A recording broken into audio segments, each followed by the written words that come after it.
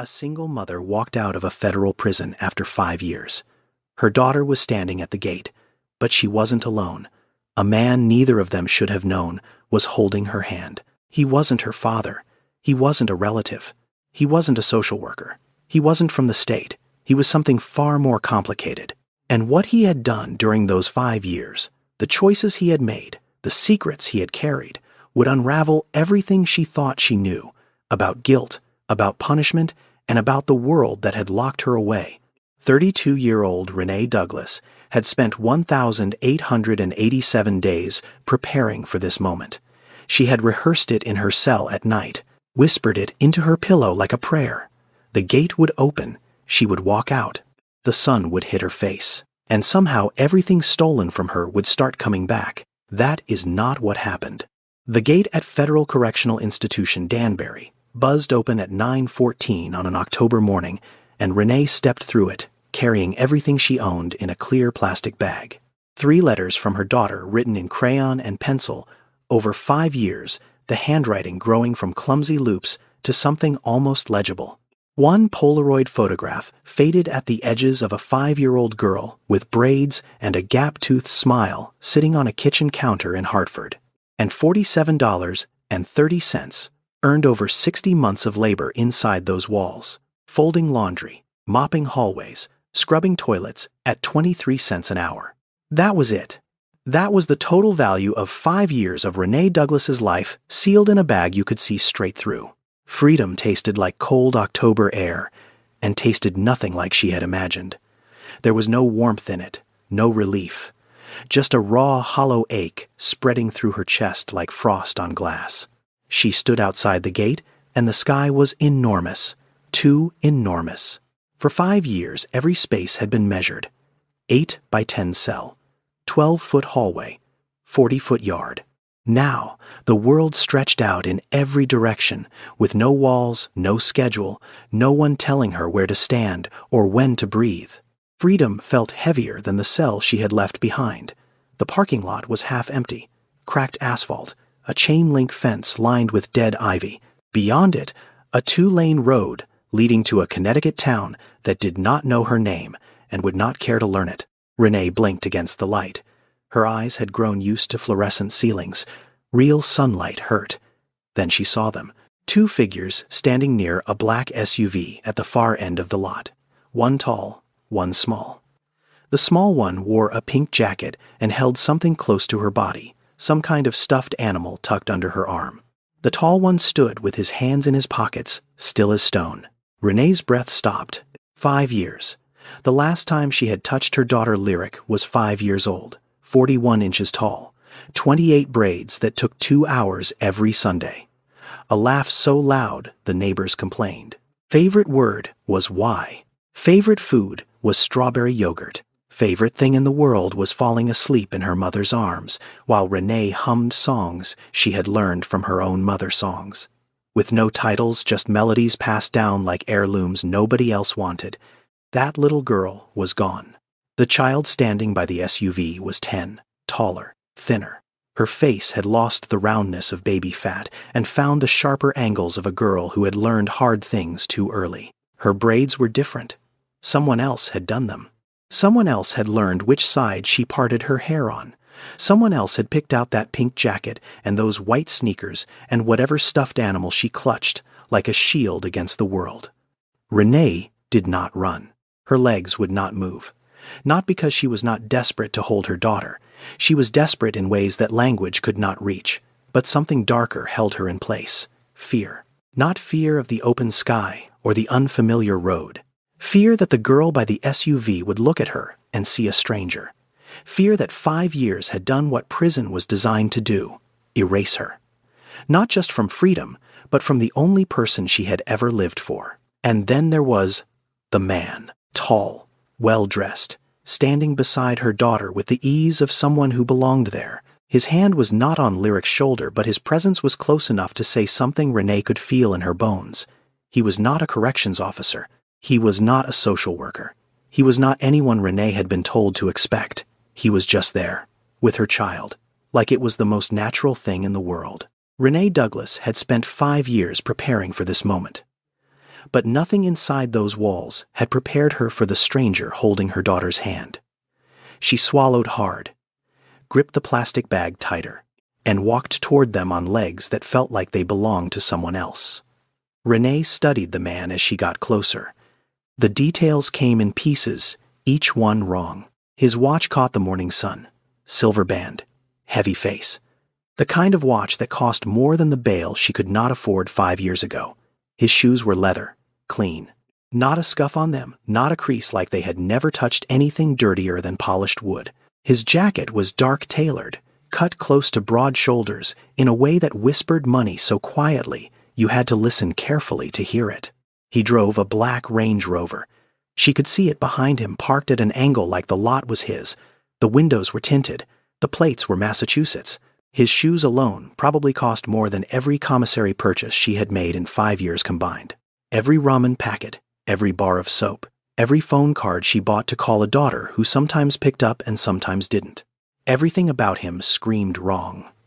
A man like this had no business standing in the parking lot of a federal women's prison on a Tuesday morning. A man like this had no business knowing her daughter's name. A man like this did not show up unless he wanted something, and Renee had spent 5 years learning that people who wanted something from you rarely told you what it was until it was too late. Lyric saw her. The girl's body moved first instinct, pulling her forward 2 steps before her mind caught up.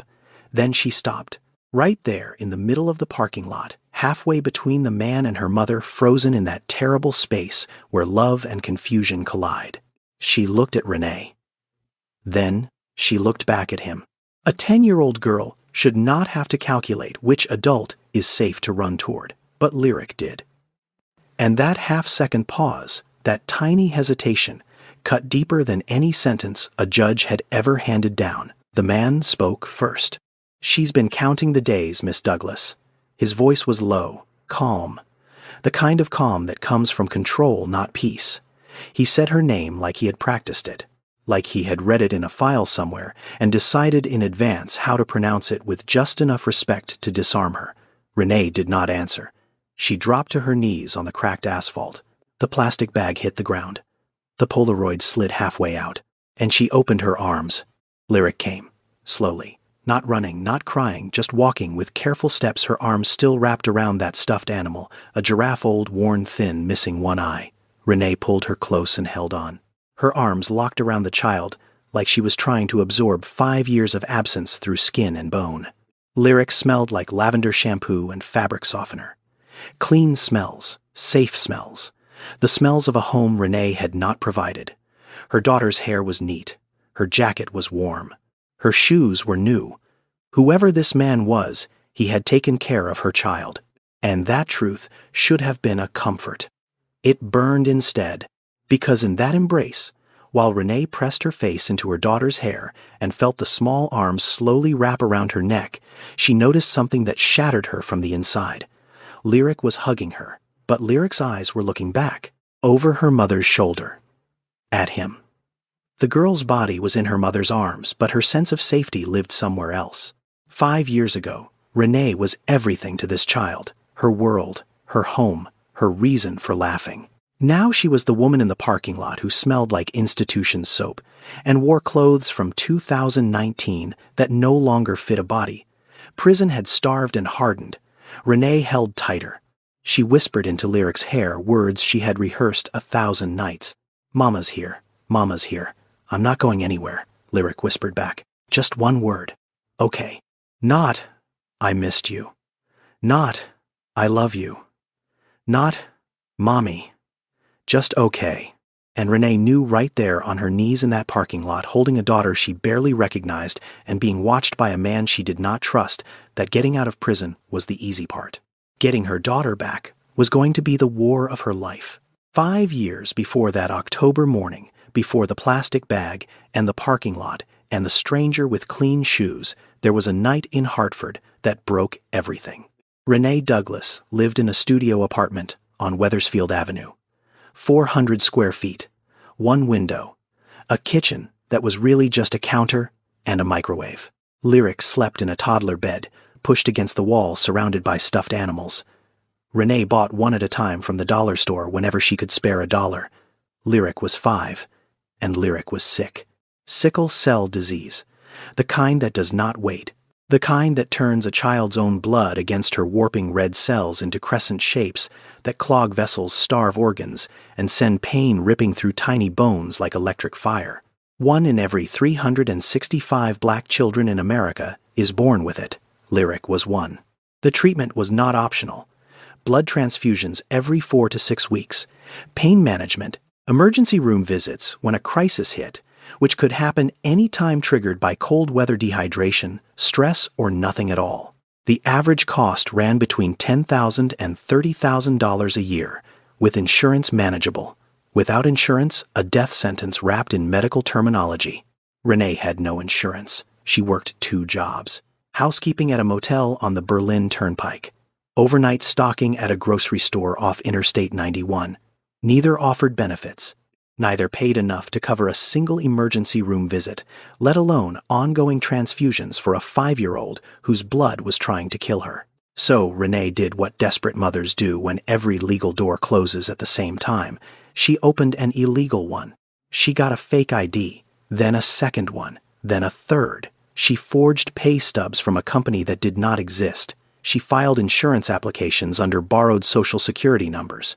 Over 18 months, she submitted 12 fraudulent claims to get Lyric into treatment at Hartford Hospital, where doctors stabilized her daughter's hemoglobin count, managed her pain, and never once suspected that the insurance cards their front desk photocopied were ghosts made of desperation and a mother's refusal to watch her child die.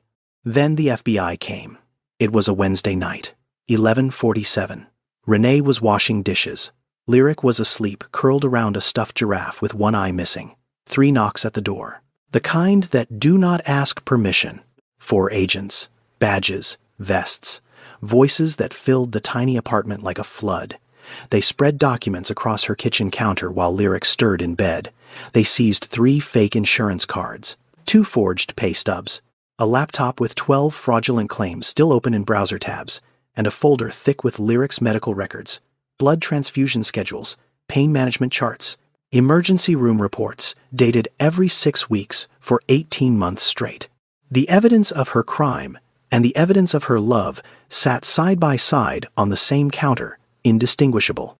Lyric woke up. She sat up in bed, rubbed her eyes, and saw her mother standing in the kitchen with silver cuffs on her wrists. She did not understand. How could she? She was 5. She only knew that strangers were in her home, and her mother's face looked wrong. Mommy Renee did not resist.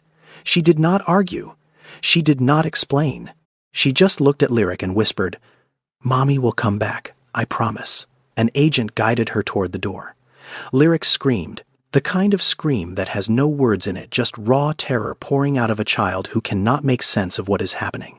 A neighbor came. Social services was called. Lyric was carried out of the apartment 45 minutes after her mother clutching the one-eyed giraffe so hard the stitching nearly tore. Renee Douglas was not a good criminal. She got caught because she used her real phone number on one of the applications. She left a digital trail a first-year investigator could follow. She kept every receipt, every appointment card, every discharge summary filed neatly in a folder labeled Lyric Medical, as if she expected someone to review her work. She was a desperate mother who had run out of legal options in a system that had never offered her any. The judge gave her 7 years. She served 5 years and 2 months. Model inmate, GED, earned in year 2. Paralegal certification started in year 3. 104 letters written to her daughter. 67 of them were never delivered. Now, to understand the man standing in that parking lot, you have to leave Connecticut behind. You have to travel north to Boston, to the kind of neighborhood where money does not whisper. It speaks full volume. 45-year-old Nathaniel Carter lived in a penthouse in Back Bay. 4,000 square feet of exposed brick, floor-to-ceiling windows, and silence so deep it echoed. His real estate development firm, Carter Urban Group, had built over 2,000 units of mixed-income housing across New England. His net worth sat somewhere around $80 million, depending on the quarter. He owned 3 tailored suits for every day of the work week, a wine collection that filled an entire climate-controlled room, Art on the walls worth more than some of the buildings he had renovated in his 20s. But only one photograph had a frame. It sat on a shelf in his bedroom behind a stack of unread books. A woman, early 30s, dark skin, wide smile, holding a boy on her hip. The boy was 7. He wore a red shirt, 2 sizes too big. His sneakers had holes. His grin was enormous. That woman was Delia Carter, Nathaniel's mother. And by the time Nathaniel turned 12, she was dead. Delia had worked as a cashier at a pharmacy in Dorchester. She stole from the store, not money. Albuterol inhalers, 3 boxes over 2 months. Her son had severe asthma, the kind that sent him to the emergency room twice before he was 6. The kind that closed his throat at night while she sat beside his bed counting his breaths. Inhalers cost $400 without insurance. Delia had no insurance. She had a son who could not breathe. The judge gave her 4 years for $120 worth of medication that kept her child alive. Delia Carter died 14 months into her sentence. Heart failure. The prison medical unit had flagged her condition twice. Both times treatment was delayed due to what the paperwork called scheduling constraints. Nathaniel was 12. He did not get to say goodbye. His grandmother Alma raised him after that. 71 years old, bad knees, a pension that barely covered rent. She worked alterations out of her kitchen and prayed over Nathaniel every night like prayer was the only insurance she could afford. And she told him something he never forgot. The system don't break everybody the same way, baby. Some it breaks fast, some it breaks slow. But it always breaks the ones nobody's watching. Nathaniel carried that sentence through high school, through a scholarship to Boston University, through his first construction job at 19, through his first property deal at 26, through every rung of a ladder he climbed with. Hands that still remembered the texture of thrift store shirts and government cheese. He built an empire tall enough to tower over the poverty that killed his mother. But no amount of money had ever filled the space where she used to stand. In America, 2.7 million children have a parent behind bars right now. Not next year. Right now, those children are 6 times more likely to end up incarcerated themselves. The foster care system processes over 400,000 of them every single year, cycling kids through homes like inventory through a warehouse. Some find stability, most don't. Nathaniel knew those numbers because he had lived inside them. So 8 years ago, he founded the Bridge Home Foundation, a nonprofit that partnered with family courts and child welfare agencies to provide transitional support for children of incarcerated parents, housing, tutoring, therapy, medical care. And when the system had nowhere else to put a child, Nathaniel opened his own home. He became a licensed foster parent. He took in 3 children over 6 years, 2 reunified with family. 1 aged out at 18 with a college fund Nathaniel set up and a standing invitation to Sunday dinner that the kids still accepted twice a month. Then came Lyric. She arrived 2 years before Renee's release transferred after 2 failed placements. The first family returned her after 3 months. They said she screamed in her sleep and nothing they tried could stop it. The second family lasted 5 months until the medical bills from her sickle cell treatments overwhelmed their budget and they called the caseworker with an apology and a suitcase packed by the door. Lyric was 8 years old. She had been in 3 homes in 3 years. She had stopped crying by then.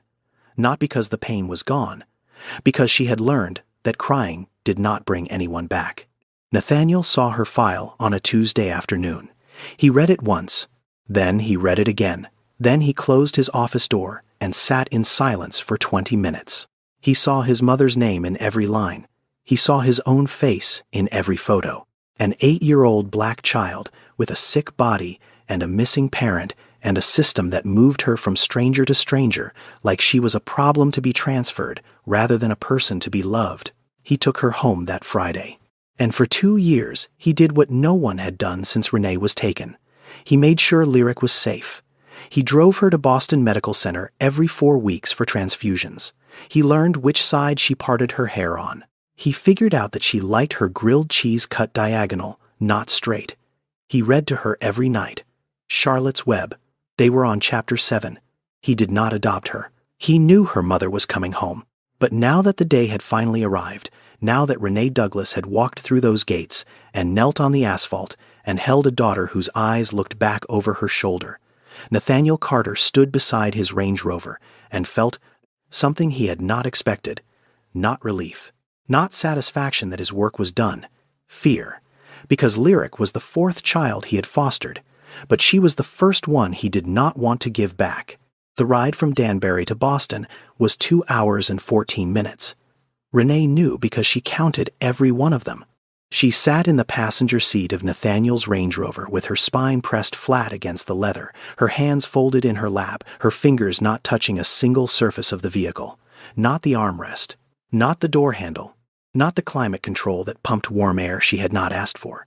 5 years of institutional living had taught her body one rule above all others: do not touch what is not yours. Lyric was asleep in the back seat, buckled in, head tilted against the window, Gigi the giraffe tucked under her chin. She had fallen asleep 12 minutes into the drive the way children do when motion and warmth conspire against consciousness. The car was quiet except for the hum of the highway and the soft rhythm of a child breathing. Renee stared at the road ahead. Connecticut disappeared behind them. Massachusetts crept closer. The trees along Interstate 84 were losing their leaves, branches going bare in the October light, like bones showing through skin. She did not look at Nathaniel. She had not looked at him since the parking lot. But she could feel him in the periphery, calm hands on the steering wheel, 10 and 2, relaxed, like he drove former inmates and their children home from prison every Tuesday. Renee spoke first. "When can I take her home?" The words came out sharper than she intended. Not a question, a demand wearing the mask of a question. Every syllable carrying the weight of 1,887 days of silence. Nathaniel did not answer immediately. He checked the rearview mirror, looked at Lyric sleeping, then looked back at the road. "You don't have a home yet, Miss Douglas." 6 words. No cruelty in them, no judgment, just fact. The kind of fact that enters the body like a blade, made of truth, and truth cuts deeper than any insult because you cannot argue with it. You can only bleed. Renee's jaw tightened. Her right hand clenched into a fist so tight the knuckles went pale. She turned her face toward the passenger window and caught her own reflection in the glass. A woman who looked 10 years older than 32, wearing clothes from 2019 that no longer fit a body. Prison had starved and hardened, hollow cheeks, eyes that had forgotten how to soften, hair pulled back in a style no one would choose if they had access to a mirror they trusted. She looked like someone who had been paused. While the world outside kept playing, "The Foundation has a transitional apartment in Roxbury," Nathaniel said, his voice measured careful like a man, placing words on a table one at a time to avoid startling a cornered animal. "Furnished, clean, close to the T. It's designed for women coming out of federal or state facilities. Housing support, job placement resources, access to legal aid. You'd have your own space, no strings. I don't need your charity." She said it without looking at him. Said it the way she had said it to every social worker, every case manager, every well-meaning stranger who had offered help that always came with a hook buried somewhere inside. Nathaniel was quiet for a long time. Long enough that the highway exit for Hartford passed behind them. Long enough that Lyric shifted in her sleep and mumbled something neither of them could hear. Then he said it. "It's not charity.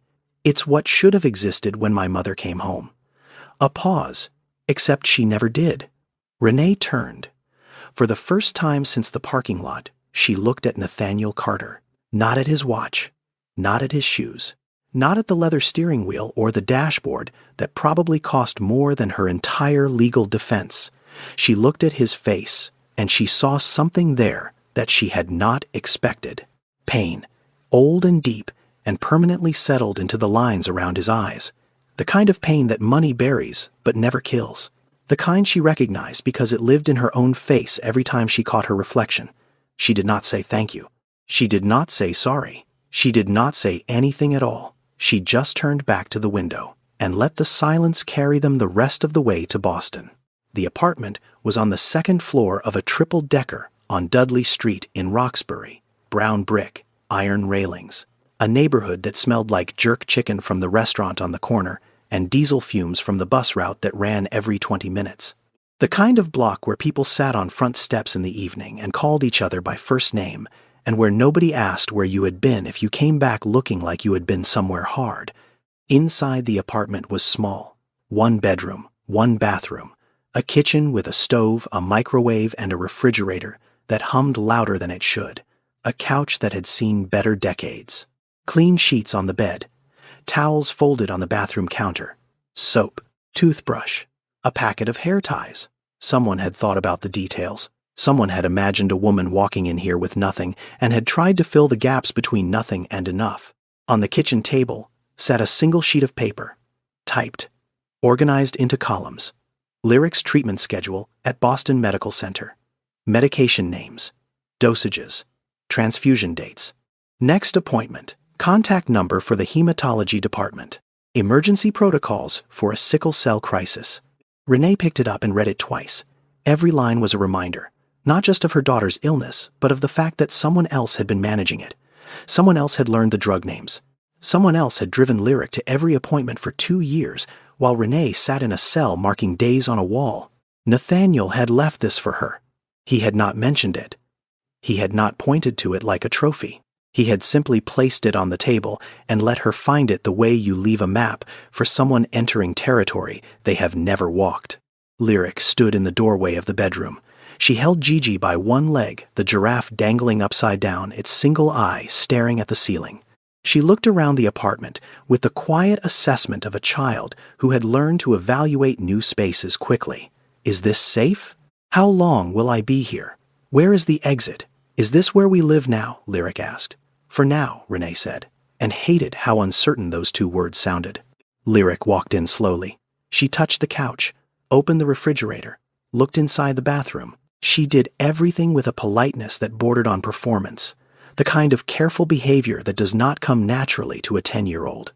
It comes from training, from learning that good behavior keeps you in a home and bad behavior gets your suitcase packed. Children of incarcerated parents carry a specific kind of wound. Studies call it attachment disruption. Therapists call it complex trauma. What it looks like in practice is a child who does not cry when she should, does not ask for things she needs, does not throw tantrums or make demands, or test boundaries the way healthy children do. Because testing boundaries is a luxury reserved for kids who believe the adults around them will stay. Lyric did not test boundaries. She observed them, memorized them, obeyed them, and kept her real feelings locked behind a door she opened for no one. 5 years, 3 homes, 1 giraffe. Renee sat on the couch and patted the space beside her. Lyric sat down, close but not touching.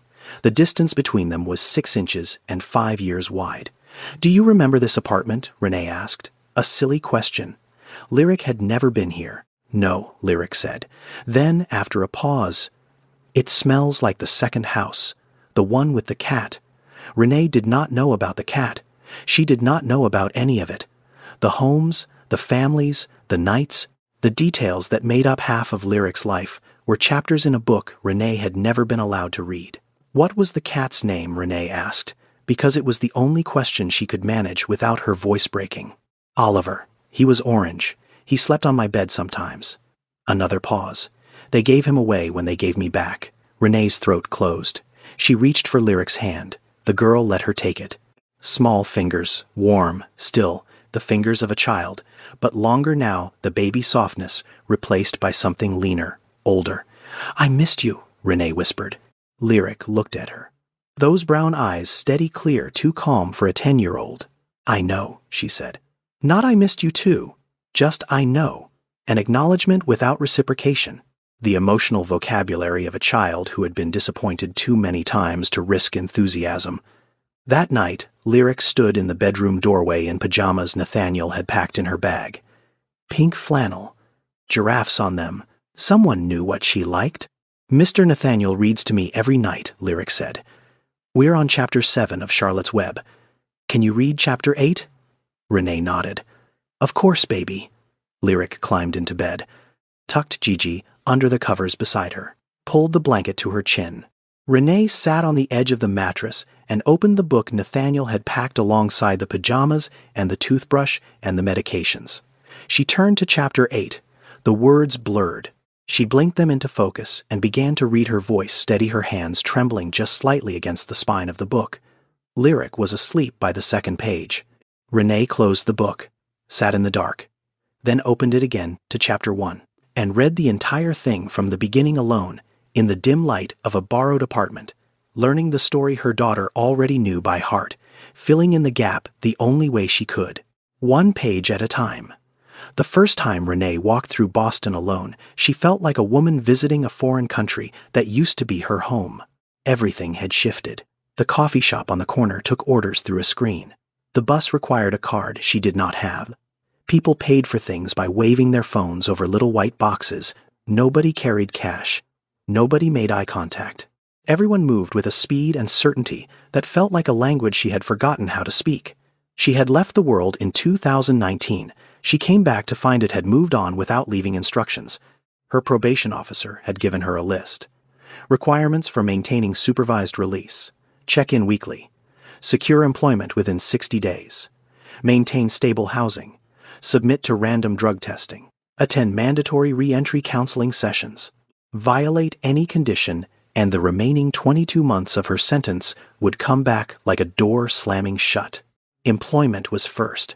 She needed a job. Not just for the probation requirement, but because without income the family court would never consider restoring her parental rights. Nathaniel's lawyer had explained that during the drive, Renee had listened without asking questions, filing the information in the same part of her brain where she had filed her inmate number and her cell assignment and every other piece of data the system required her to memorize in order to survive. She applied at a hotel in Back Bay. Housekeeping position. 8-hour shifts 4 days a week, $14 an hour. The interview lasted 9 minutes. The hiring manager was a woman in her 40s with a kind face and sensible shoes who asked reasonable questions and seemed genuinely impressed that Renee had earned her GED and started paralegal studies while incarcerated. "We value second chances here," the woman said. Renee almost believed her. Then came the background check. 3 days later, her phone rang. The same kind voice, but flatter now. Careful. Practicing a script.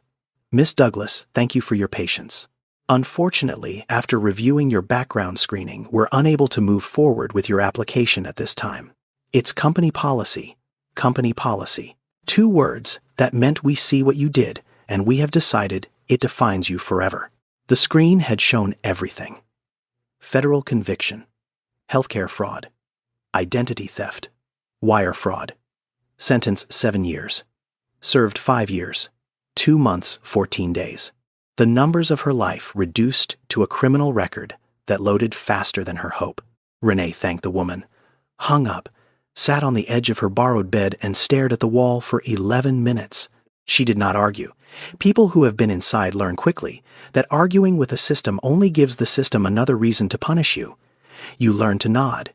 You learn to leave quietly. You learn to save your rage for the dark, where no one can use it against you. In America, 76 out of every 100 people released from prison are arrested again within 5 years. Not because they want to go back, because the world outside is designed to send them back. No housing, no employment, no insurance, no credit, no references, no second chance that actually functions as a second chance rather than a second test designed for failure. Renee walked down Tremont Street, past the churches and the check-cashing places and the corner stores with bulletproof glass at the counter. She turned onto Massachusetts Avenue and kept going past the shelters, past the bus stops, past Boston Medical Center, where her daughter received blood transfusions every 4 weeks, in a building Renee had never set foot inside. And there on the side of the building, a billboard. Bright blue, smiling family, white teeth, big letters. Affordable healthcare for every family. Because no one should go without. Renee stopped. She stood on the sidewalk and stared at that sign. A sign promising the exact thing she had gone to prison trying to get. Affordable healthcare for every family. The irony did not make her laugh. It settled into her stomach like something rotten, something she would carry for a long time. 5 years ago that sign, or one just like it, had been on the same street. And Lyric had been in an emergency room with a sickle cell crisis while Renee filled out a fraudulent insurance application on a borrowed laptop because every family did not include hers. The sign was still here. The gap it promised to close was still open. The only thing that had changed was Renee. She had a felony now, and a clear plastic bag of everything she owned. She walked to the bus stop at the corner of Mass Ave and Albany Street, sat down on the metal bench, opened her wallet. Inside were 3 bills and some coins. She counted them even though she already knew. $47.30. That was the price tag the system had put on 5 years of her life and 5 years of her daughter's childhood. Before the apartment in Roxbury, before the parking lot in Danbury, before the man with the Range Rover and the daughter who looked back over her shoulder, there was the cell, 8 feet by 10 feet. Concrete walls painted the color of nothing. A steel bunk bolted to the floor. A toilet with no lid. A shelf that held 4 books, a toothbrush, a comb, and a stack of lined paper that grew shorter every week because Renee wrote letters the way other inmates counted days, 1 page at a time, 1 word after another, until the wall between her and the world outside felt thin enough to whisper through. She wrote to Lyric every Tuesday. Dear Lyric, today I learned a new word, resilience. Your teacher would probably say it means bouncing back, but I think it means choosing to stand up even when everything inside you wants to lie down. I hope you are standing, baby. I hope someone is helping you stand. She never knew if the letters arrived. The prison mailed them to the foster care agency. The agency was supposed to forward them to whoever had Lyric at the time. But supposed to is the longest lie the system tells, and Renee learned early that sending a letter into that pipeline was like dropping a coin into a well, and praying the splash meant someone was listening. She wrote anyway. 104 letters over 5 years. 67 were never delivered. She would not learn that number until after her release, when a caseworker handed her a manila envelope thick with returned mail. 67 letters, stamped undeliverable, or recipient, no longer at this address, or worst of all, simply blank, no stamp, no explanation, just silence in envelope form. But inside that cell, she did not know. So, she kept writing. She marked each day on the wall beside her bunk with a pencil stub she sharpened against the concrete floor. 1,887 marks, tiny lines, tight rows, scratched into paint that had been scratched by women before her and would be scratched by women after her. A calendar made of desperation, a timeline of absence. Each mark was a day without bedtime stories, without braiding Lyric's hair on Sunday mornings, without hearing her laugh at something ridiculous, without holding her through a sickle cell crisis, her small body rigid with pain, her breath coming in short gasps while Renee counted to 10 and whispered, "I'm here, I'm here, I'm here." She was not there. Not when Lyric lost her first baby tooth and swallowed it by accident and cried because the tooth fairy would not come if there was no tooth under the pillow.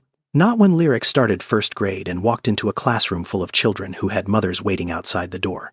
Not when Lyric woke screaming at 2 a.m. in a stranger's house, calling for a woman 200 miles away behind a locked steel door. Renee was not there for any of it, but she was not idle. She earned her GED in year 2, scored in the 93rd percentile on the math section and the 88th on reading comprehension. She started paralegal studies in year 3 through a correspondence program partnered with the University of Connecticut. She studied case law at night, contract language, constitutional amendments. The legal architecture of the system that had swallowed her examined from the inside like a prisoner mapping the blueprints of her own cage. She did it because learning was the only thing left that no one could take. They took her daughter. They took her name and gave her a number. They took her clothes and gave her khaki. They took her time and gave her a schedule written by someone who would never meet her. But they could not take the words she put on paper or the knowledge she built sentence by sentence in a cell that smelled like bleach and regret. In year 4, she received a letter from the foster care agency. Standard update, 2 paragraphs, typed. Lyric Douglas has been placed with a new foster family in the Boston area. Her care provider, Mr. Nathaniel Carter, is a licensed foster parent affiliated with the Bridge Home Foundation.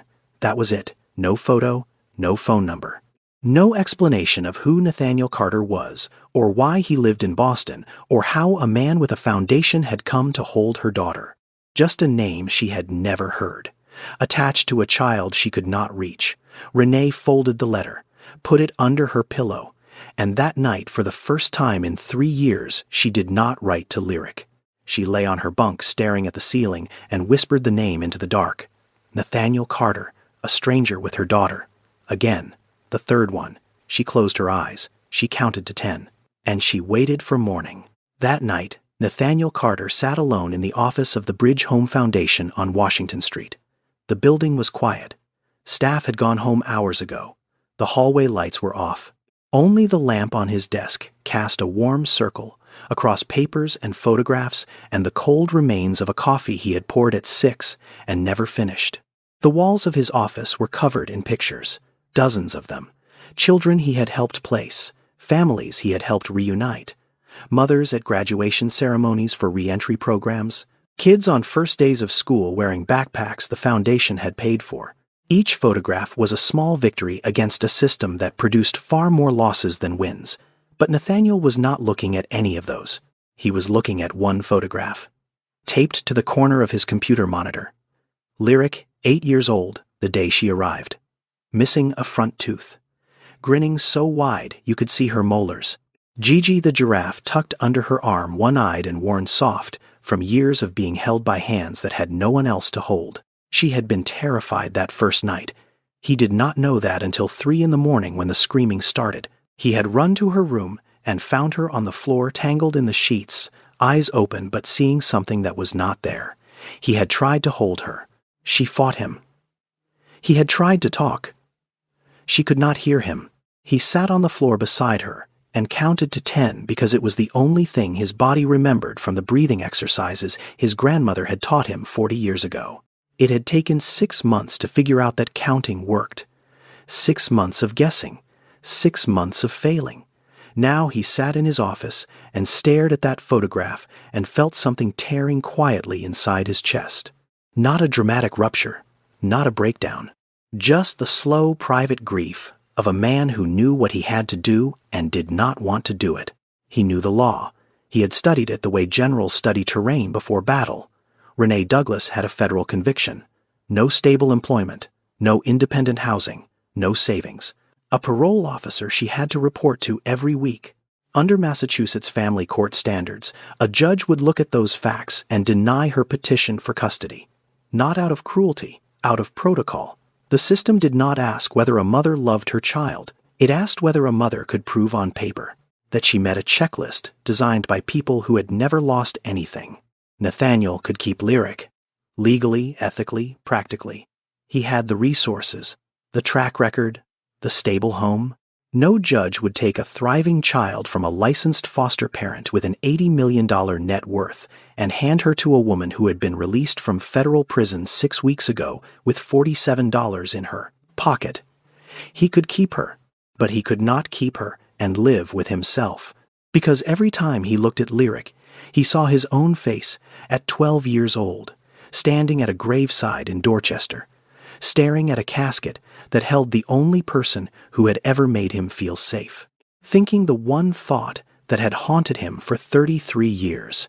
If somebody had helped her, if somebody had opened a door instead of closing one, if somebody had treated Delia Carter like a human being instead of a case number, she might have come home. She might have watched him graduate. She might have met Lyric. His grandmother's voice echoed in the silence. The system don't break everybody the same way, baby. Some it breaks fast, some it breaks slow, but it always breaks the ones nobody's watching. Nathaniel had been watching. For 2 years he had been watching Renee through her letters. Every letter she wrote to Lyric passed through the foster care system, and every letter that reached his home he read, not to spy, not to judge, but because he needed to understand the woman on the other side of those walls. 104 letters. He had read every one that arrived. The early ones were raw, desperate, full of promises that sounded more like prayers. But over the years, the voice in those letters changed. It grew steadier, more precise, more educated. He watched Renee Douglas teach herself through the pages she sent her daughter. vocabulary words, legal terms, definitions of resilience, definitions of grace. The handwriting grew neater.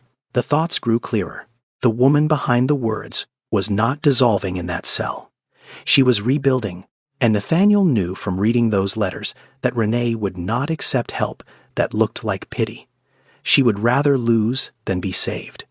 She would rather fail on her own terms than succeed on someone else's, which is why he had not told her.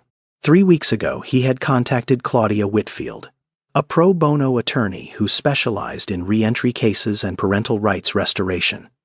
He had sent her Renee's prison records, her GED transcript, her paralegal coursework, her disciplinary file, which was clean, her letters, the ones that showed a woman who had used 5 years not to waste away but to prepare for a moment she was not sure would come. Claudia had filed the initial petition, Restoration of Parental Rights, on behalf of Renee Douglas, funded by the Bridge Home Foundation.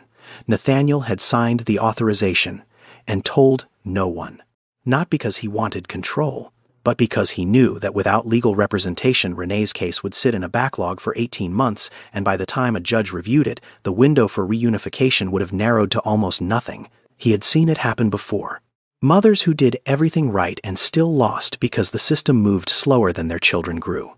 He reached across his desk and picked up the framed photograph of his mother, Delia, 32 years old in the picture, younger than Renee was now, holding a boy in a red shirt who did not yet know he would lose her in 5 years. "I couldn't save you, Mama." His voice was barely a whisper. "But maybe I can do this one thing right." He set the photograph down. Maybe. The first week, 3 applications. The second week, 7. By the third week, Renee had applied to 19 jobs across Boston: housekeeping, dishwashing, stocking shelves, laundry services, janitorial work, anything that did not require a degree, a license, or a clean record. 14 never responded. 4 said no after the background check. 1 said maybe, then stopped returning her calls. In the United States, 75% of employers run criminal background checks on applicants. 60% automatically disqualify anyone with a felony conviction. Some states have passed fair chance hiring laws that push the background check later in the process. Massachusetts was one of them. But moving the question to a later stage did not change the answer. It just delayed the rejection. Renee learned the rhythm. Apply, interview, smile, answer questions about reliability and work ethic and goals. Watch the hiring manager nod. Feel a flicker of something almost like hope. Then, wait 3 to 5 business days for the phone call that always began the same way. Unfortunately, after reviewing your background. Unfortunately, the most dishonest word in the English language when spoken by someone who was never going to say yes. Then she found Odessa Whitmore. Odessa ran a laundromat on Dorchester Avenue, a narrow storefront wedged between a barbershop and a bodega, with 6 washers, 4 dryers, and a hand-painted sign that read Odessa's Clean Start in letters that had faded from blue to something closer to gray.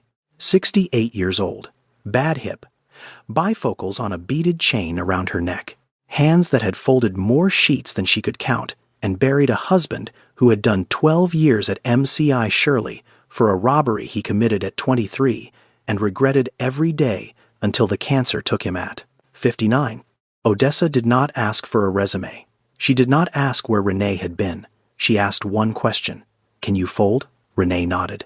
"Then you start Monday. $12 an hour. Cash. I don't do paperwork, and I don't do drama. You show up, you work, you go home." She could fold. She had been folding. Clothes herself, her expectations.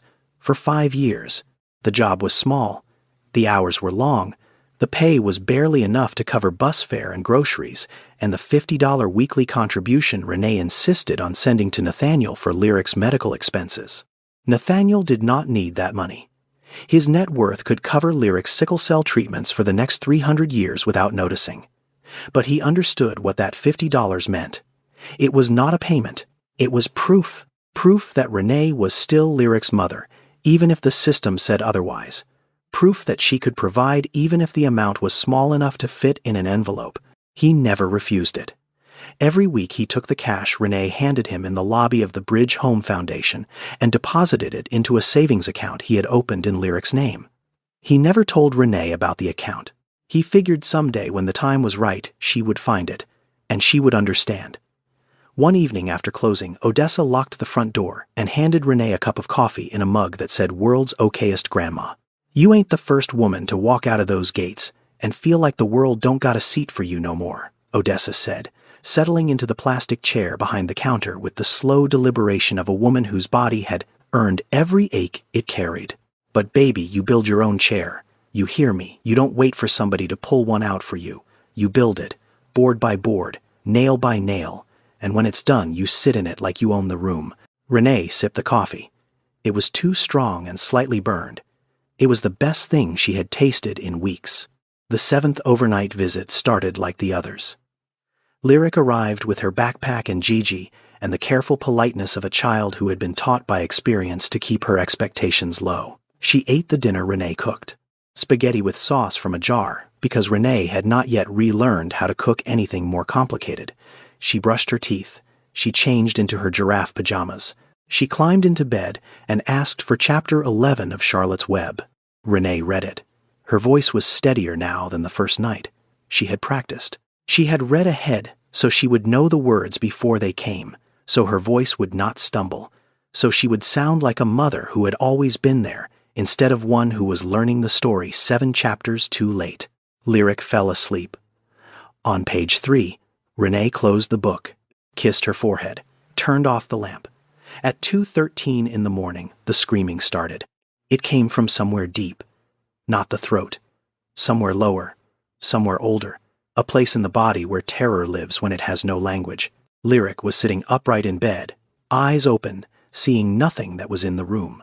Her hands were pressed flat against the wall behind her fingers, clawing at the paint, and her mouth was open, and the sound coming out of it was not a word. It was a siren. A child's siren, the kind that means danger, is inside me, and I cannot get it out. "Don't take me," Lyric screamed. "Don't take me again. I'll be good. I'll be good." Renee was at the bedside in 3 seconds. She reached for her daughter, pulled her close, held her the way she had held her 1,000 times in her mind, over 5 years tight, complete a wall between her child and every terrible thing in the world. Lyric pushed her away. Not gently, with force. The frantic strength of a child trapped inside a memory that does not know the present tense. Renee tried again. Lyric kicked, screamed louder. Her body rigid, vibrating like a wire, pulled so tight it hums before it snaps. Children who grow up with an incarcerated parent often develop symptoms that mirror post-traumatic stress.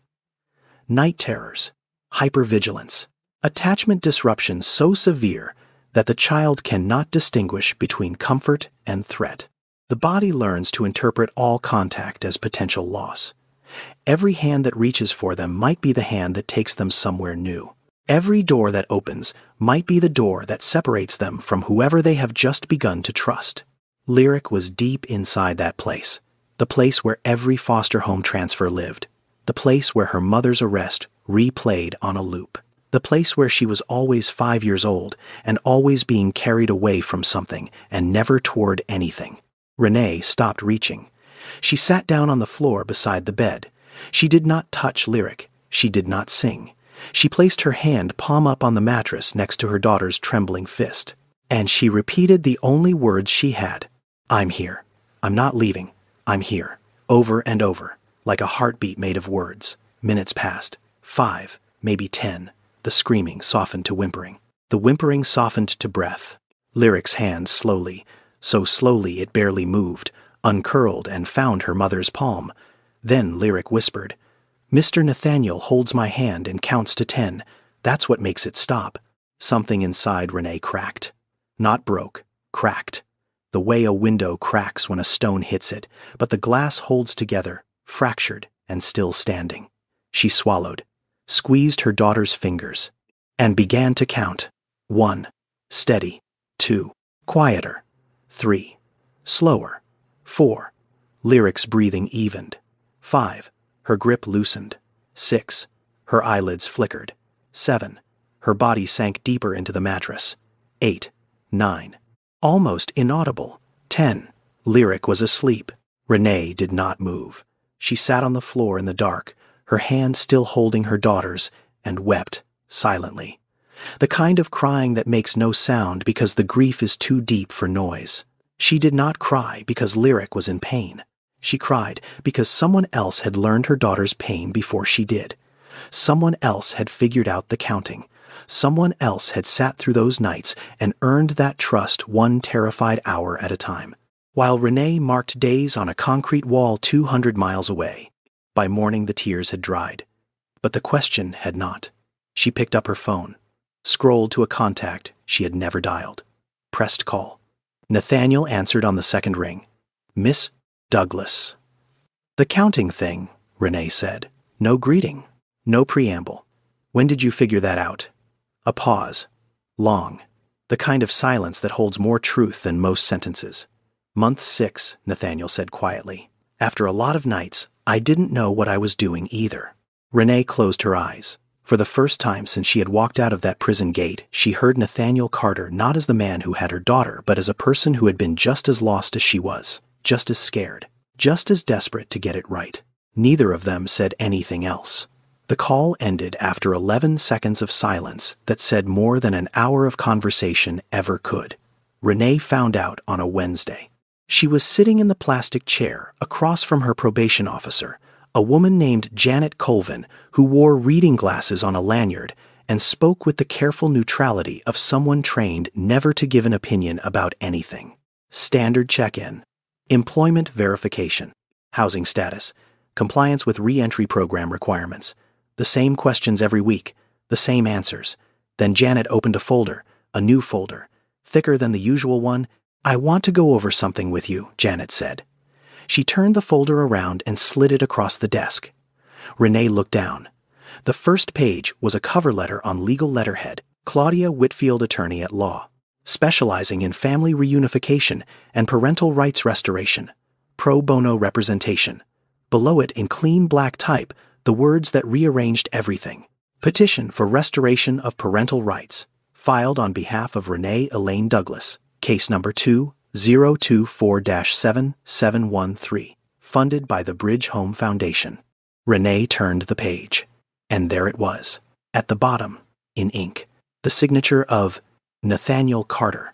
Authorization to fund legal representation. Authorization to submit Renee's prison education records, her GED transcript, her paralegal coursework, her clean disciplinary file, her employment verification from Odessa's laundromat, her housing confirmation at the Bridge Home, transitional apartment. All of it, compiled, organized, filed with the Suffolk County Family Court 3 weeks ago, without her knowledge, without her permission, without a single word. Renee stared at the signature. Her jaw tightened, her hands pressed flat against the desk, fingers spread like she was bracing against something only she could feel. She read the document twice, 3 times, each time the same name at the bottom, Nathaniel Carter. She did not thank Janet. She did not ask questions. She stood up, took the folder, and walked out of the office. 22 minutes later, she was standing in the lobby of the Bridge Home Foundation on Washington Street. The receptionist tried to stop her. Renee walked past without slowing down. She pushed open the door to Nathaniel's office and placed the folder on his desk like a woman laying down a weapon. You went behind my back. Her voice was low, controlled, the kind of anger that does not shout because shouting would give it somewhere to escape, and Renee wanted every word to land exactly where she aimed it. Nathaniel looked at the folder, then at Renee. He did not stand. He did not apologize. He did not explain. I went behind bureaucracy's back, he said. There's a difference. Is there? Renee leaned forward, both palms on his desk, now her weight pressing into the wood. You decided what I need. You decided how to fix my life. You filed papers with my name on them in a court I have to face, and you didn't think I deserved to know. I thought you deserved representation. You thought I couldn't handle it myself. The room went still. Nathaniel's hands rested on the arms of his chair. He looked at Renee with an expression that was not guilt and was not defiance. It was recognition. The kind of recognition that happens when someone holds up a mirror and you see something you have been trying not to look at. Do you know who else made decisions about my life without asking me? Renee said. Her voice cracked on the last word but held. The judge who took my daughter. The system that locked me up. The caseworkers who moved Lyric from home to home like she was furniture that didn't fit, and now you, a man who thinks because he has money and good intentions he gets to skip the part where he asks. Nathaniel opened his mouth, then closed it, because she was right, and he knew she was right. And the reason she was right was the reason he had done it in the first place. He was a man who solved problems. It was what he did. He saw a broken thing, and he fixed it. He saw a gap, and he filled it. He had built an $80 million empire on the principle that resources plus action equals results. And he had applied that same equation to Renee Douglas, without once considering that Renee Douglas was not a problem to be solved. She was a woman who had already been solved, categorized, sentenced, filed, stored, released. She had spent 5 years inside a system that made every decision for her: when to eat, when to sleep, when to speak, when to be silent. And now, on the other side of those walls, the first man she had trusted enough to let near her daughter had done the same thing the system had done, decided for her, without asking. "It's not the same," Nathaniel said, but his voice lacked conviction. It was the voice of a man testing his own argument and finding it thin. "It's exactly the same," Renee said. "The only difference is you think you're doing it out of kindness. But kindness that takes away someone's choice isn't kindness, Mr. Carter. It's control with better lighting." She picked up the folder, held it at her side. "I don't need you to save me. I need you to let me save myself. And if you can't tell the difference, then maybe you don't understand this work as well as you think you do." She turned, walked to the door, opened it. The door closed, and neither of them knew how to open it again. 2 weeks passed. Renee did not call Nathaniel. She did not visit the Bridge Home Foundation. She did not respond to the 2 voicemails he left, both short, both careful, both ending with the same sentence: "Lyric asks about you every day." She worked double shifts at Odessa's laundromat, 6 in the morning until 2, then back at 4 until close. 14 hours of folding and sorting and loading and unloading, her hands raw from detergent, her back aching from the industrial press, her mind running the same calculation over and over. A private attorney for a parental rights case cost between $3,000 and $8,000. At $12 an hour, she would need to work 400 hours to reach the low end. That was 50 days of double shifts. She could do it. She would do it. She would get her own lawyer and file her own petition and owe Nathaniel Carter nothing. But while she was calculating, the system was counting too. She missed the 3rd session of her court-mandated parenting class, then the 4th. The class met on Tuesday evenings at 6:30 at a community center in Jamaica Plain. Her second shift started at 4. She could not be in 2 places at once, and the system did not care why. Janet Colvin, her probation officer, called on a Thursday morning. The voice was the same, careful, neutral, it always was, but the words were not. "Miss Douglas, you've missed 2 consecutive parenting education sessions. Under the terms of your supervised release and the pending custody evaluation, failure to complete the required program within 60 days will result in a reduction of visitation privileges and a minimum 12-month delay on any petition for restoration of parental rights." 60 days, 12 months. The numbers landed like stones dropped into still water. Lyric's overnight visits were suspended, effective immediately, pending completion of the program requirements. That night, Renee sat in the apartment on Dudley Street, the apartment Nathaniel had arranged, the apartment she had refused to leave because leaving would mean admitting she had nowhere else to go. The kitchen light buzzed. The refrigerator hummed. The couch sagged in the middle where she always sat. The place smelled like laundry detergent because the smell had seeped into her skin and she carried it everywhere, now a perfume made of other people's clothes. On the table were 3 letters, new ones, written in pencil on lined notebook paper, the kind with the wide spacing for children still learning to control the size of their words. Lyric had written them over the past 2 weeks and given them to Nathaniel to deliver. He had slid them under Renee's door. She had not opened them until tonight. The first one said, "Dear Mama, I drew a picture of us at school. Mrs. Patterson said it was good. I gave you curly hair because I can't remember if your hair is curly or straight.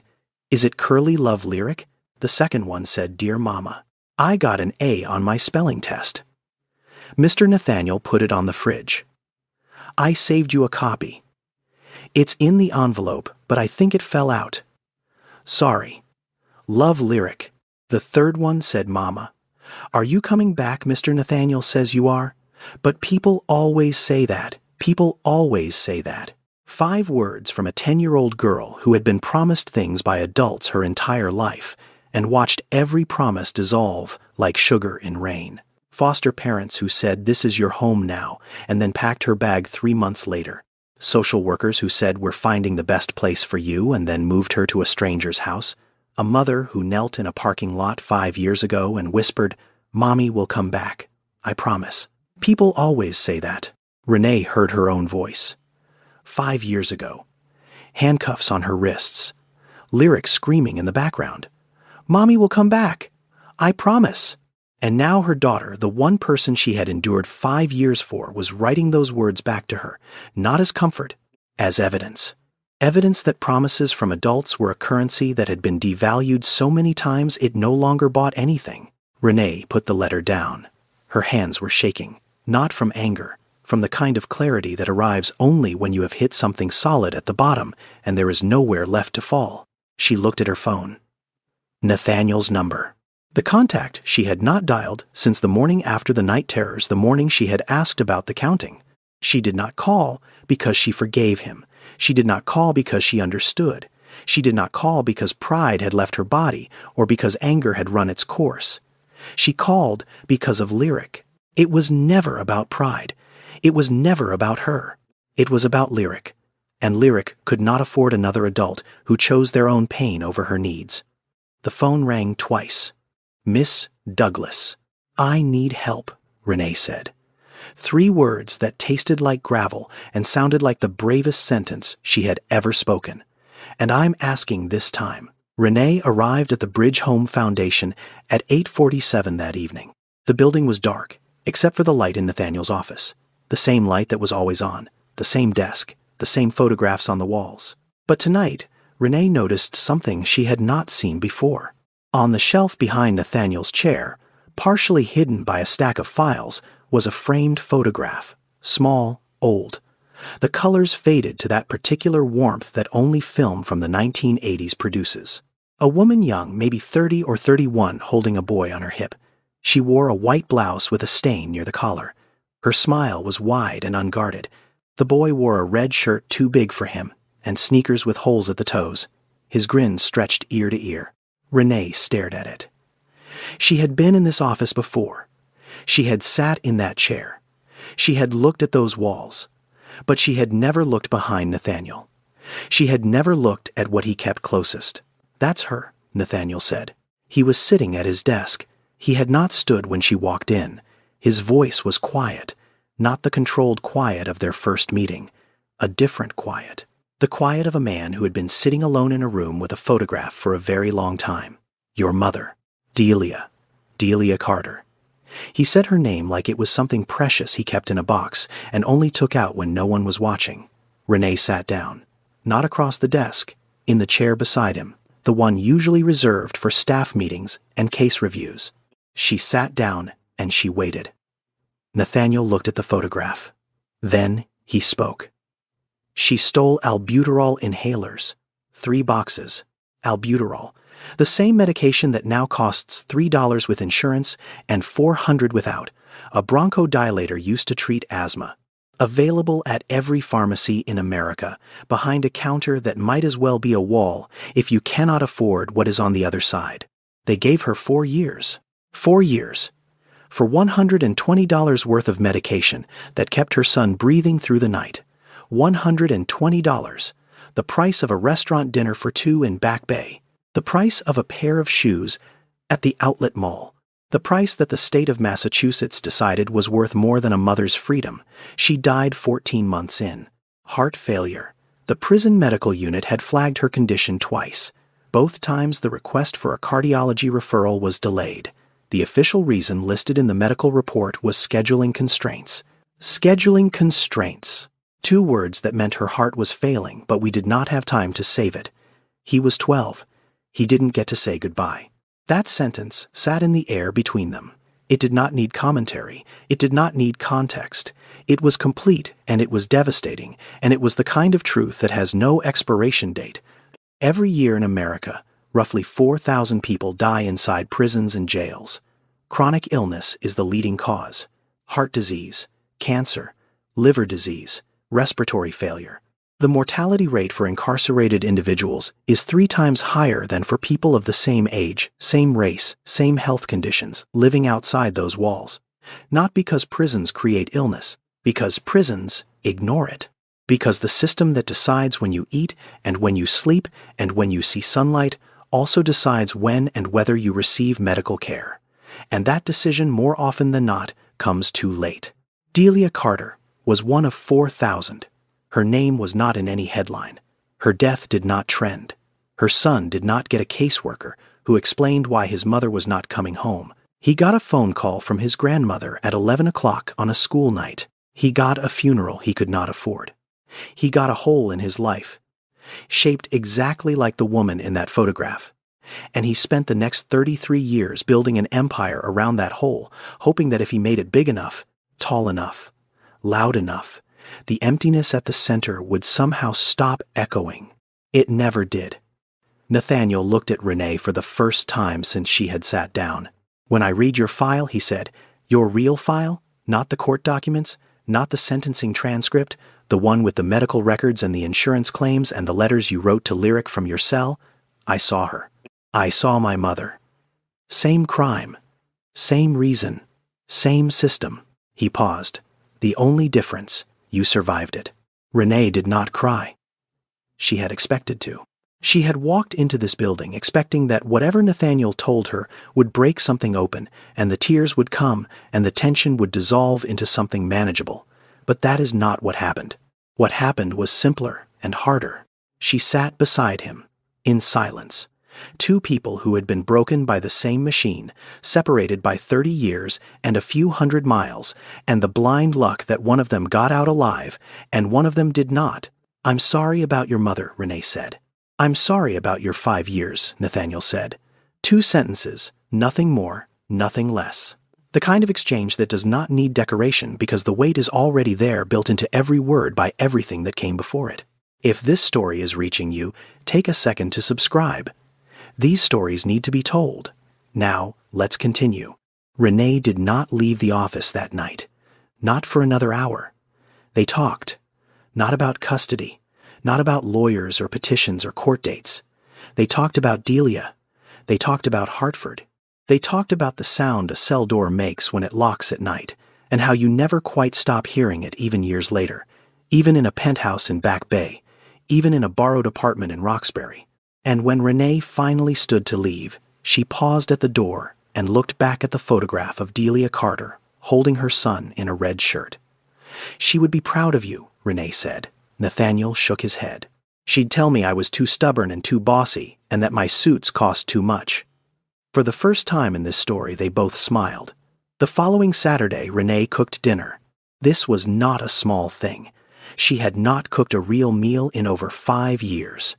Prison food came on trays, microwaved, portioned by someone who had never asked what she liked.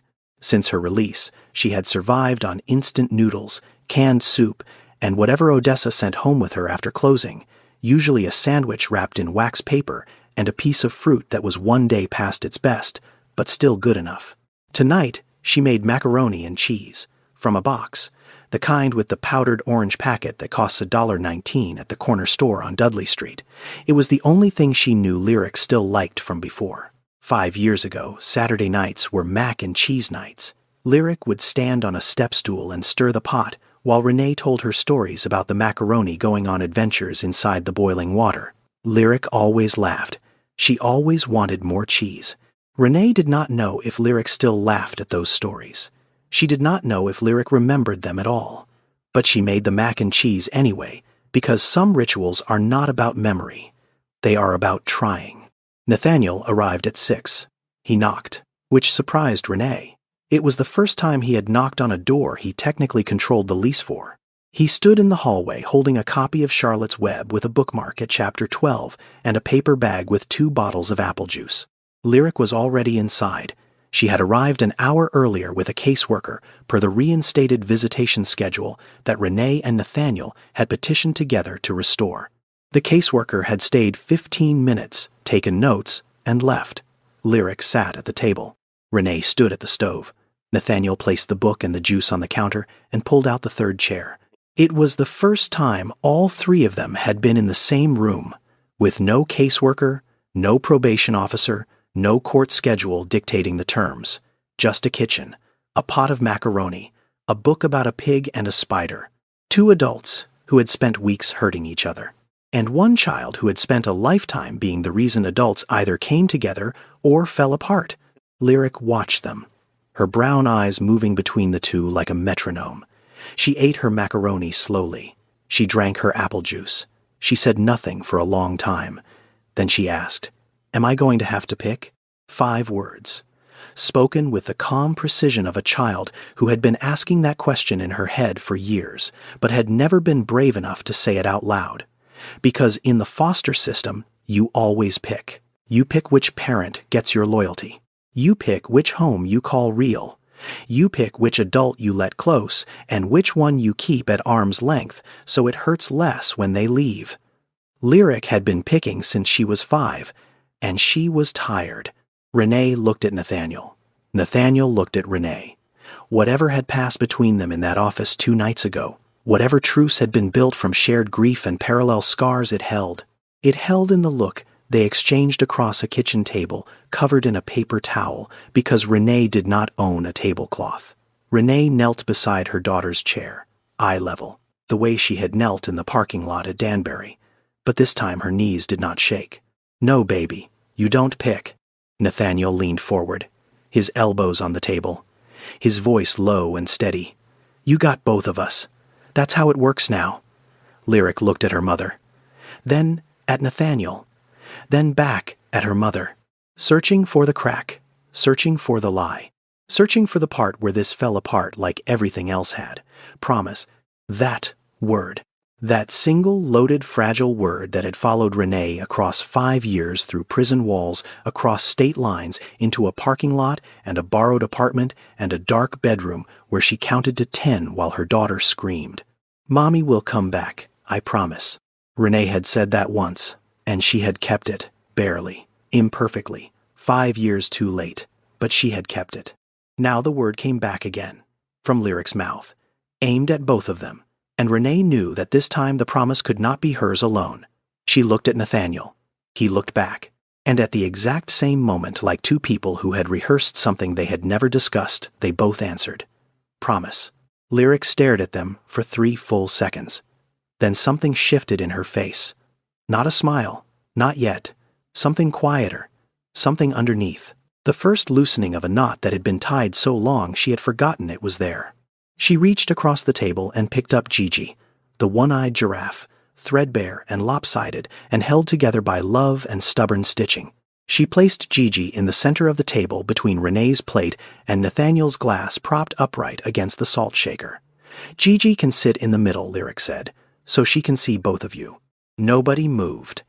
Nobody needed to. The giraffe sat in the center of a kitchen table in Roxbury, one glass eye staring out at a room where 3 people who had been broken by the same system chose for the first time to hold the pieces together instead of fighting over who got to pick them up. 3 weeks later, Renee completed her parenting education program, all 26 sessions. She attended every one on Tuesday evenings after Odessa rearranged her shift schedule without being asked. "Go learn how to be a mama," Odessa had said. "The dryers ain't going nowhere." By month 2, Renee had started weekly therapy sessions at a community mental health center on Blue Hill Avenue. The therapist was a woman named Dr.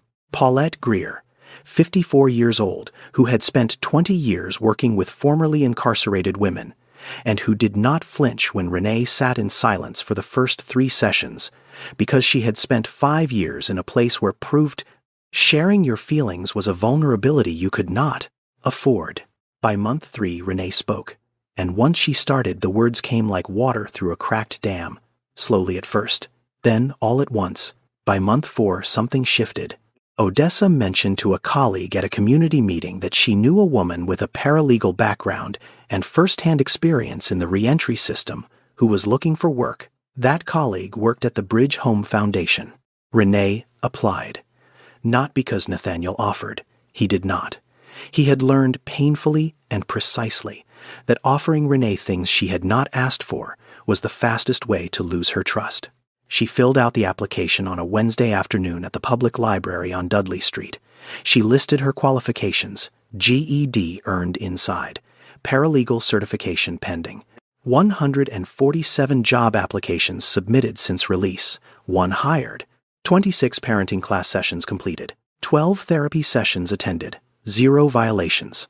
She interviewed with the Foundation's program director, a woman who had never met Nathaniel personally and who evaluated Renee's file the same way she evaluated every candidate: on merit, on experience, on the quiet, unmistakable authority that lives in the voice of someone who has walked through a system and come out the other side knowing exactly where the cracks are.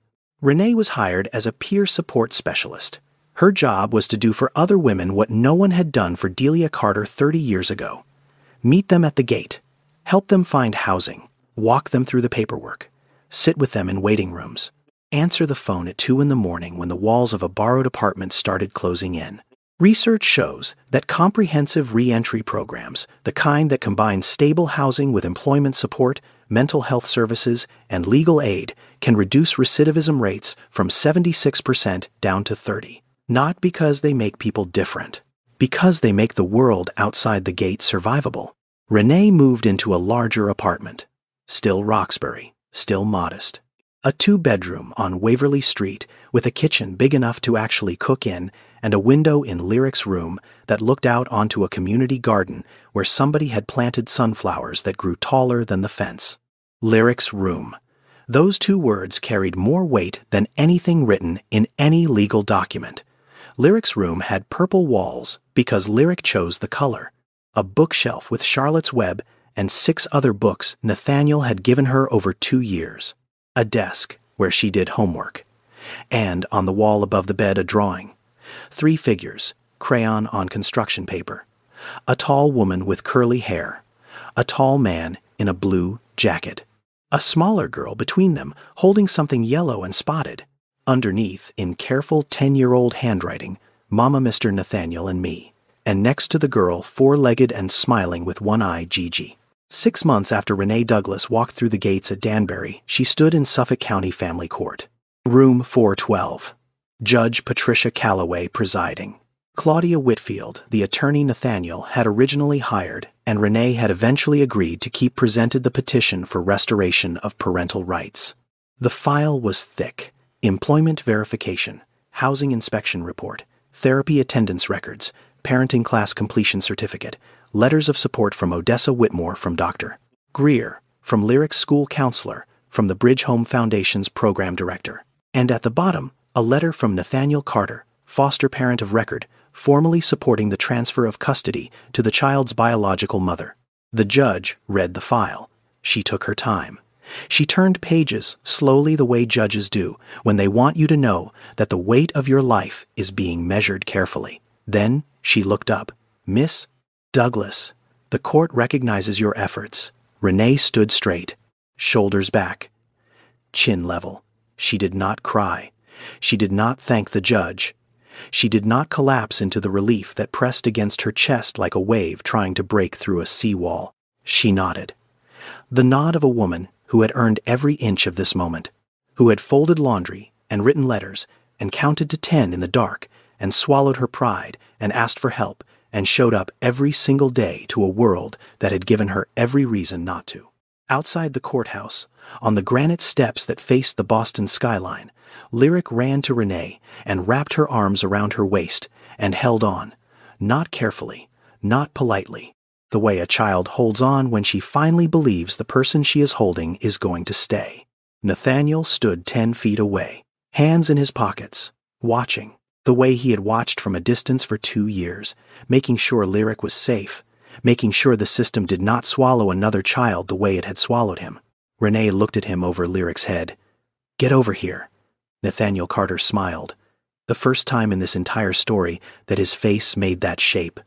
Not a polite smile, not a professional smile, the The smile of a man who had spent 33 years carrying a grief that finally for one moment felt lighter than it had the day before.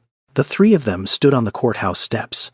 A formerly incarcerated mother, a man who had been that child once, and a 10-year-old girl who had finally stopped waiting. 1 year later, on a Tuesday morning in October, Renee Douglas stood outside the gates of Federal Correctional Institution Danbury.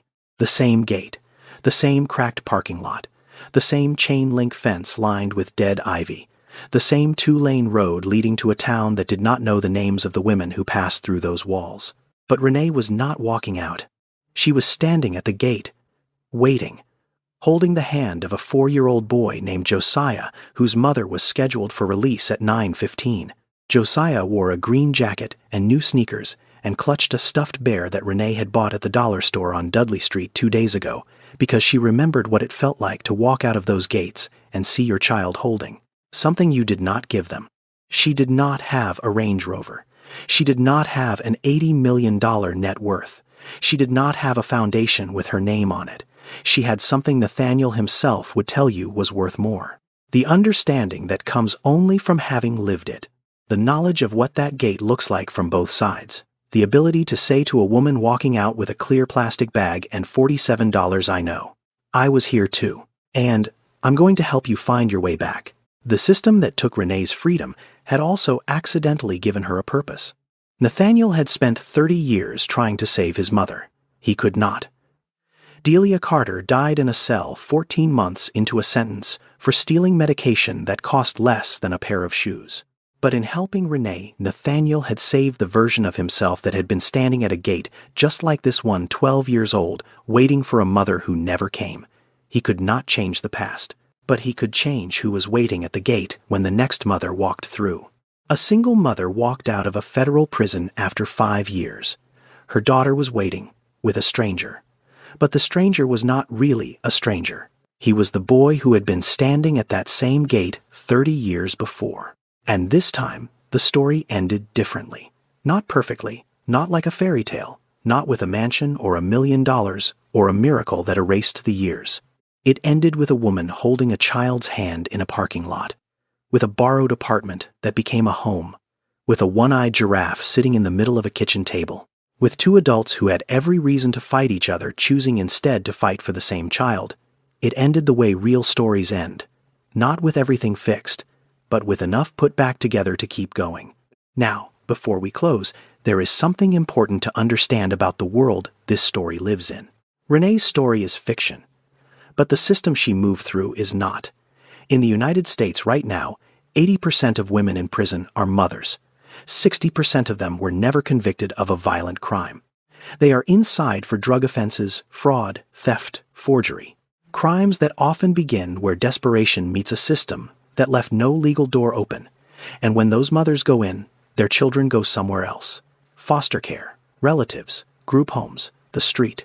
Those children are 5 times more likely to develop a mental health disorder, 3 times more likely to drop out of school, 6 times more likely to end up incarcerated themselves. The cycle does not break on its own. It requires someone to stand at the gate. Here is what makes this even harder to sit with. It costs the American taxpayer between $35,000 and $40,000 per year to incarcerate one person. A comprehensive reentry program, housing, job placement therapy, legal aid costs roughly $5,000 per year, per participant, 7 times cheaper, and the data shows it works. Recidivism drops. Employment rises. Families reconnect. Children stabilize. The math is simple. The will to act on it is not. And then there is Lyric's illness. Sickle cell disease affects approximately 100,000 people in America. The vast majority are Black. The average lifetime cost of treatment is $1.6 million. Renee went to prison because she could not afford to keep her daughter alive inside a system that was supposed to protect them both. That system still exists. That gap still exists. The billboard on Mass Avenue still promises affordable health care for every family, while mothers like Renee learn the hard way what every actually means.